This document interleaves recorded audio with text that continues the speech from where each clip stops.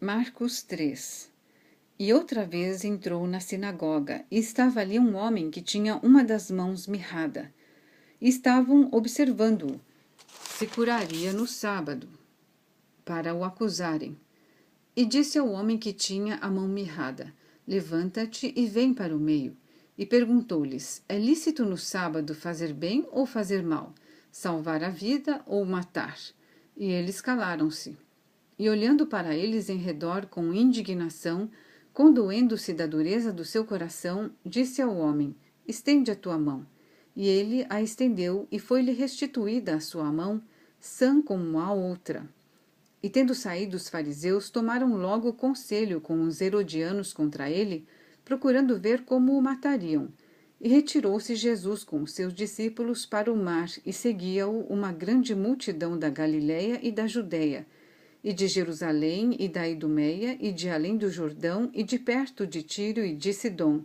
Uma grande multidão que, ouvindo quão grandes coisas fazia, vinha ter com ele. E ele disse aos seus discípulos que lhe tivessem sempre pronto um barquinho junto dele, por causa da multidão, para que o não oprimisse, porque tinha curado a muitos, de tal maneira que todos quantos tinham algum mal se arrojavam sobre ele para lhe tocarem. E os espíritos imundos, vendo-o, prostravam-se diante dele e clamavam, dizendo: Tu és o Filho de Deus. E ele os ameaçava muito para que não o manifestassem. E subiu ao monte e chamou para si os que ele quis, e vieram a ele.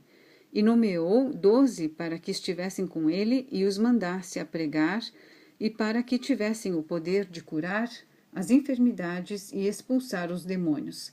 A Simão, a quem pôs o nome de Pedro, e a Tiago, filho de Zebedeu, e a João, irmão de Tiago, aos quais pôs o nome de Boanerges, que significa filhos do trovão, e a André e a Filipe, e a Bartolomeu e a Mateus, e a Tomé e a Tiago, filho de Alfeu, e a Tadeu, e a Simão, o cananita, e a Judas Iscariotes, o que o entregou.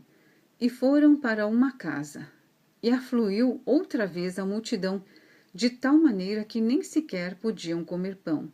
E quando os seus ouviram isto, saíram para o prender, porque diziam: Está fora de si. E os escribas que tinham descido de Jerusalém diziam: Tem Beelzebu, e pelo príncipe dos demônios expulsa os demônios. E chamando-os a si, disse-lhes por parábolas: Como pode Satanás expulsar Satanás? E se um reino se dividir contra si mesmo, tal reino não pode subsistir. E se uma casa se dividir contra si mesma, tal casa não pode subsistir. E se Satanás se levantar contra si mesmo e for dividido, não pode subsistir, antes tem fim. Ninguém pode roubar os bens do valente, entrando-lhe em sua casa, se primeiro não maniatar o valente, e então roubará a sua casa.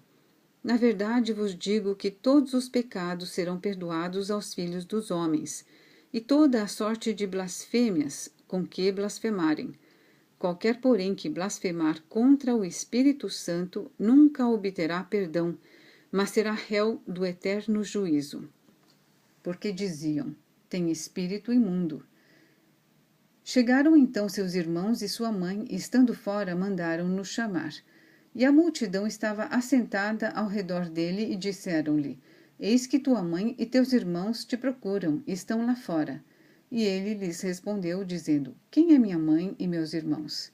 E olhando em redor para os que estavam assentados junto dele, disse: Eis aqui minha mãe e meus irmãos. Porquanto, qualquer que fizer a vontade de Deus, esse é meu irmão e minha irmã e minha mãe.